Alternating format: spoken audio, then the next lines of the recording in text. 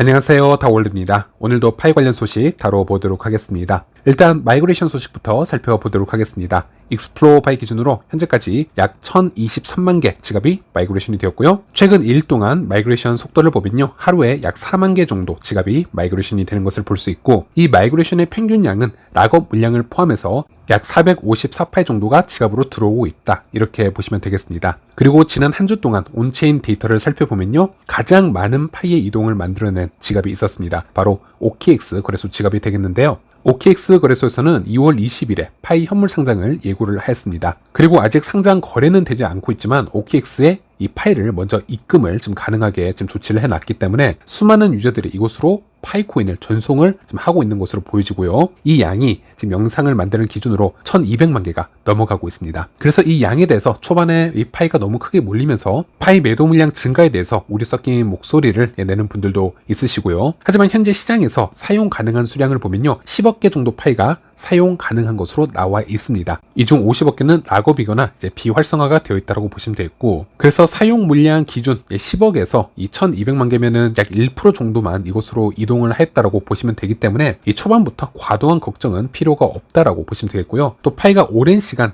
이 폐쇄형 메인넷을 거쳐오면서 거래소를 통해서 정식으로 큰 손바뀜을 만든 기회가 없었고요. 그래서 수백만 명 이상이 각자 다른 관점과 생각을 해오면서 파이를 오랫동안 홀딩하고 있었던 상태였기 때문에 오히려 오픈 네트워크를 맞이해서 거래소를 통해서 이런 거래가 대규모로 이루어지면서 오히려 시장이 좀 더 건강해질 수 있고 가격 안정성을 유지하는데 중요한 발판을 마련할 수도 있다, 이렇게도 말씀드릴 수 있겠습니다. 다들 아시겠지만 결국 코인이 이 가격이 상승하려면 매수자가 시장에 존재를 해야 되고요. 또 그들에게 코인을 공급해 줄 수 있는 매도자가 존재를 해야지 이 가격도 변동이 생기는 것이기 때문에 어쩌면 이 시장에서는 자연스러운 현상이라고 받아들이시면 될 것 같습니다. 그리고 현재까지 상황을 보았을 때는 지금 OKX 거래소를 비롯해서 수많은 거래소가 이 파이 상장 예고를 공지를 하고 있는데요. 여기에 대해서 코어팀은 지금 별다른 대응을 하고 있지 않습니다. 그래서 예전과는 확실히 달라진 지금 스탠스를 보여주고 있는 것이 아닌가 예상을 해볼 수 있겠는데요. 첫 번째로 2022년 12월 29일로 한번 거슬러 올라가 보겠습니다. 지금은 HTX 거래소인데요. 당시는 후오비 거래소였죠. 파이 토큰을 기습 상장 발표를 하였습니다. 그래서 후오비 거래소가 무단으로 IU 토큰을 상장 발표를 하고 나서 비트마트부터 해서 그 아래로 수많은 소규모 거래소들이 우후죽순으로 파이 상장 발표를 하던 그런 사건이 있었습니다. 그리고 같은 날에 12월 29일에 파이코어팀에서 성명서를 냈죠. 파이 네트워크는 비인가된 제3자 거래소 및 서드파티들이 이 정체를 알 수 없는 토큰을 파이라고 주장을 하고 있다. 그래서 우리 코어팀은 해당 게시물 및 거래소에게 상장 철회를 요청을 하고 있으며 이 3자 거래소에 대한 추가 조치를 검토하고 있다. 그래서 매우 강력하게 이를 반대한 것을 볼 수 있었습니다. 하지만 현재의 상황을 보면요, 더 많은 거래소들이 지금 파이 상장을 동시다발적으로 지금 공지를 하고 있지만 파이 코어팀은 현재까지 그 어떤 대응도 하고 있지 않다라고 보시면 되겠고요. 또 한때 파이코어 팀으로 활동을 하다가 이제는 개인적으로 웹 3.0 비즈니스를 운영하고 있는 이 저스틴 우의 트윗을 보면요, 2022년 그 당시 후오비가 파이 IU 토큰을 상장시켰을 때 강한 비판의 목소리를 내었었죠. 절대 이 IU 거래를 하지 않도록 파이 커뮤니티에게 권장을 해왔었는데요. 이번에 OKX가 파이 상장 발표를 하고 나서는 저스틴 우는 드디어 파이의 시간이 왔다, 이렇게 코어팀에게 축하하는 메시지를 띄우는 것을 볼 수 있었습니다. 그래서 현재까지의 상황을 모니터링을 해봤을 때는 어제 오늘 여러 거래소에서 상장 발표를 하고 있고, 심지어 OKX 같은 경우는 지금 파이코인을 입금을 받고 있지만 코어팀에서 그 어떤 지금 언급도 하고 있지 않은 상태이기 때문에 확률상으로 보았을 때는 20일 오픈 네트워크까지 큰 이슈 없이 쭉 이어나가지 않을까, 이렇게 지금 분석을 해볼 수가 있겠고요. 그리고 우리가 또 한 가지 생각을 해볼 수 있는 부분이 이 OKX 거래소에서 지금 파이 입금을 지금 받고 있다라고 말씀드렸는데요. OKX 거래소의 지갑 주소를 보면은 이 GALY라는 우리와 똑같은 파이 지갑 주소를 사용을 하고 있습니다. 자체적으로 KYB를 받은 지갑인지는 모르겠지만 현재 이 거래소의 입금 데이터를 보면요, 이 지갑 주소를 모체로 해서 그 아래 수많은 하부 계정들을 생성을 하고 있는 것을 볼 수 있습니다. 이게 이제 스텔라의 머스드 어카운트 기술이라고 하는데요. 당연히 파이에서도 사용이 가능합니다. 그러면 이렇게 수많은 거래를 분리를 할 수 있기 때문에 OK 거래소에서 각 유저마다 다른 지갑 주소를 부여를 할 수 있고 다른 아이디를 부여를 해서 이곳에 개개인의 파이코인을 입금시키도록 또 관리를 할 수 있는 그런 기능이 지금 제공이 되고 있는 건데, 그런데 이런 기능이 과연 폐쇄형 메인넷에서 코어팀 지원이 없이 구현이 가능했을까 질문을 해본다면 제가 봤을 때는 이건 불가능하다고 봅니다. 즉 코어팀의 협력이 없었다라면 이런 지원이 되지 않았을 거라고 저는 생각을 하고 있고요. 또 한 가지 우리가 지켜보자면 OKX가 상장 발표를 하고 파이코어팀이 조만간 오픈 네트워크를 발표를 할 것이다. 이제 이 부분을 코어팀보다 더 일찍 기사화를 했다라는 점에서는, 물론 오픈 네트워크 날짜 같은 경우는 이 OKX가 예측한 날짜와 좀 틀리기는 했지만 이것은 코어팀의 내부 소스가 OKX와 어느 정도 공유가 되고 있었기 때문에 OKX에서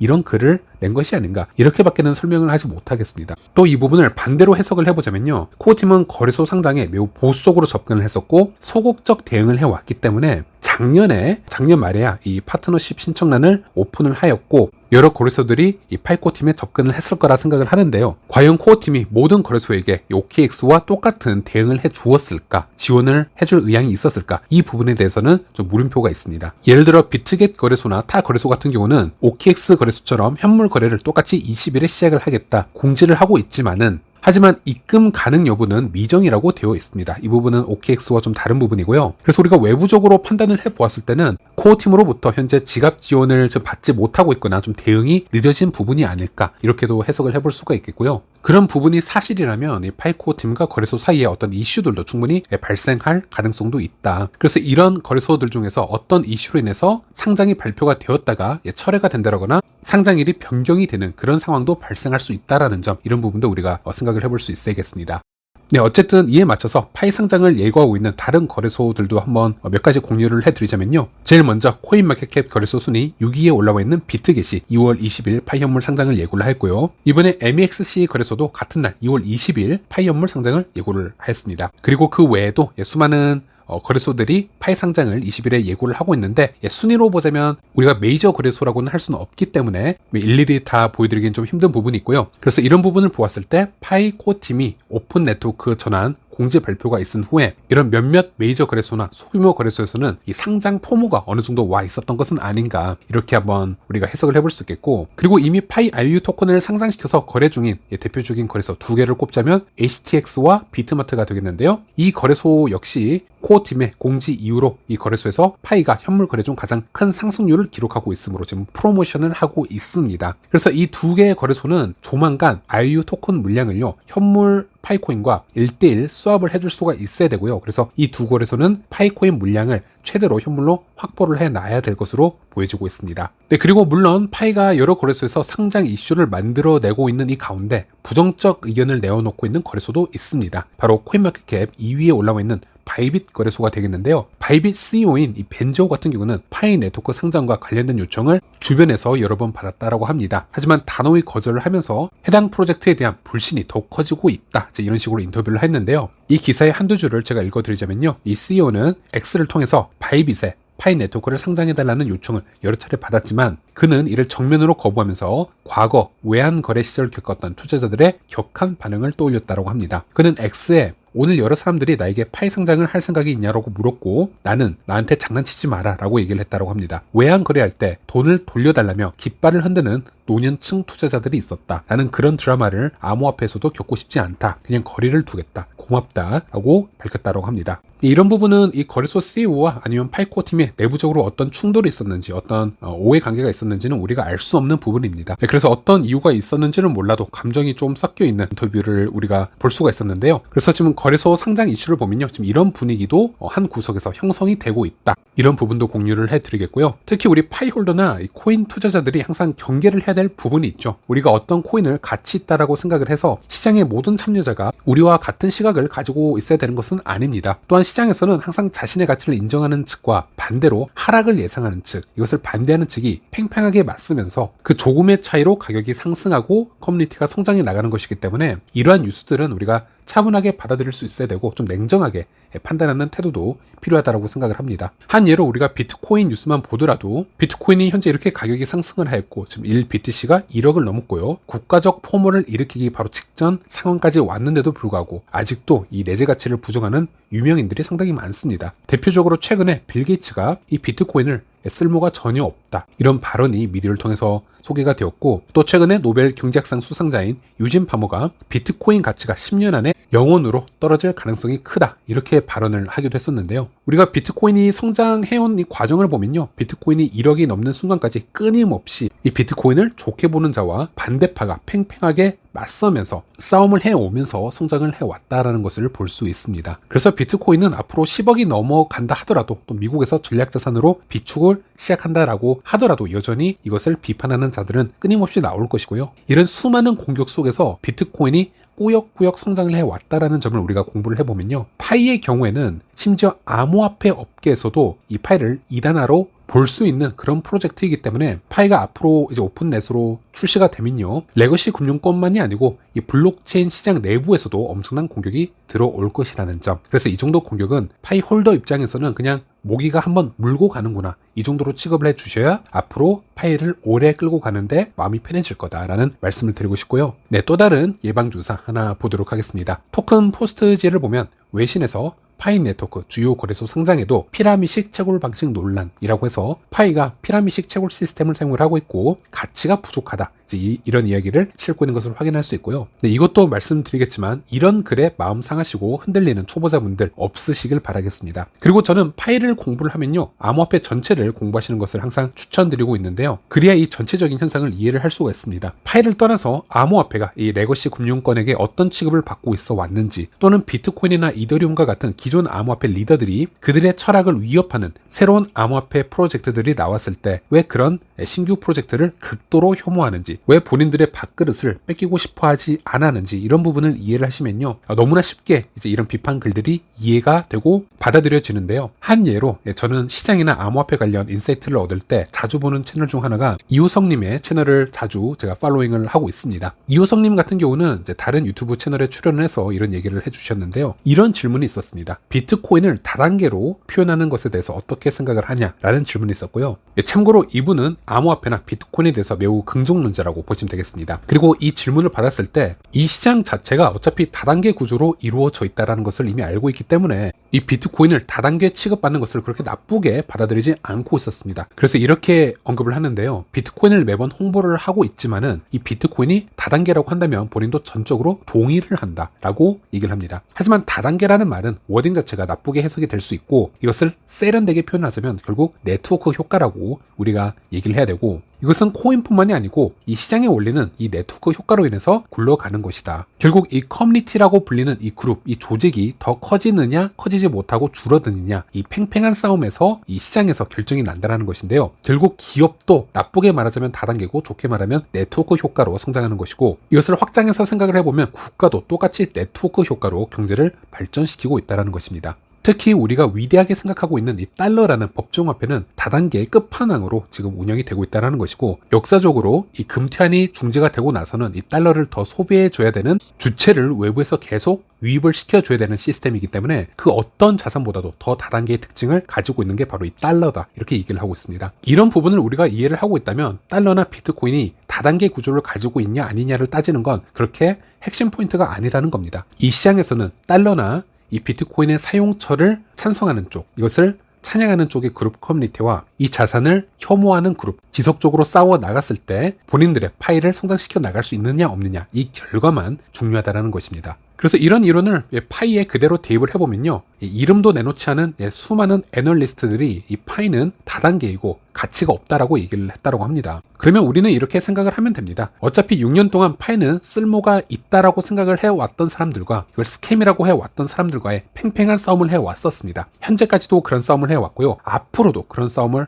해 나갈 것입니다. 그래서 어차피 이런 의미 없는 공격은 저 반대파에서 항상 나올 것이기 때문에 이것은 매우 이 정상적인 현상이고 전혀 민감하게 받아들일 필요는 없다, 그냥 학급의 퍼드 뉴스 중 하나일 뿐이다 라는 점을 알려드리고 싶었습니다. 자, 이번에는 X로 한번 가보도록 하겠습니다. 중국 모도이자 코어팀의 그래픽 아트를 제공하고 있는 디앵거 계정을 한번 가보시면요, 2월 20일은 2025년 말까지 314일이 남았습니다. 이것은 314의 또 다른 스타일입니다 라고 포스팅을 하였는데요, 올해 1분기에 오픈 네트워크를 출시를 하게 된다면 많은 분들이 3월 14일 파이데이 때 오픈 네트워크가 출시가 될 것이다 이렇게 예상을 했을 겁니다. 왜냐하면 보통 이 3월 14일은요 파이를 뜻하는 314와 같은 날이기 때문에 이날을 기념해서 매년 이 파이 프로젝트에서 수많은 업데이트를 내어놓았고 이벤트를 했었기 때문에 이번에도 3월 14일이지 않겠냐 이렇게 생각을 했을 텐데, 저도 그래서 엊그제 엑셀을 통해서 설문조사를 한 적이 있었습니다. 오픈 네트워크 전환 예상 날짜를 묻는 질문에 2,000명 이상이 투표를 해주셨는데 그중 절반 이상이 3월 14일을